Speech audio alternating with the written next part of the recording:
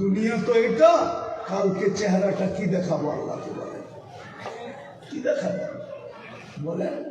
যুক্তি পেশ করবেন? কি যুক্তি, কি তর্ক? এই জন্যই তো বললাম আবু তালেবের কবর আমাকে শতবার কাঁদাইত না। আবু তালেবের কবর আমাকে শতবার কাঁদাইছে। এই গত আগস্টের 17 তারিখে আমি মক্কা মুকাররমায় ছিলাম। আমি মক্কা হয়ে বাংলাদেশে 18 তারিখে আসছি। যখনই দেখি তখনই চোখে পানি আসে।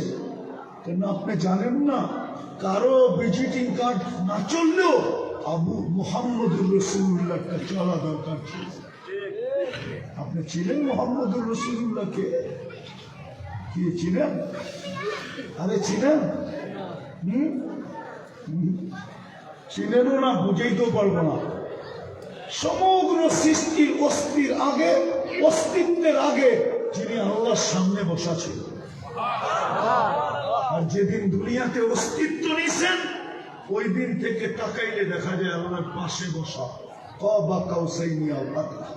এই জন্য শেষ কথা আসেন, আজকের থেকে তওবা করি। তওবা করবেন? কে করবেন দেখি? পাক্কা? পাক্কা? দ্বিতীয় একটা কাজ করেন, শুধু বেশি করতে হবে না। আমি চ্যালেঞ্জ দিয়ে বলবো, একটা কাজ আজকের থেকে অঙ্গীকার করেন, নামাজ আর কোনোদিন ছাড়বো না। পারবেন?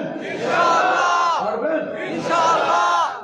শেষ আমি একটা জিনিস আপনাদের কাছে আবদার রাখবো, এটা মাদ্রাসার জন্য না, কেননা ফিলিস্তিনে শেষ আমি দেখতেছি বৃষ্টি আসতেছে, আমিও দেখতেছি, কিন্তু আমার চোখ বন্ধ।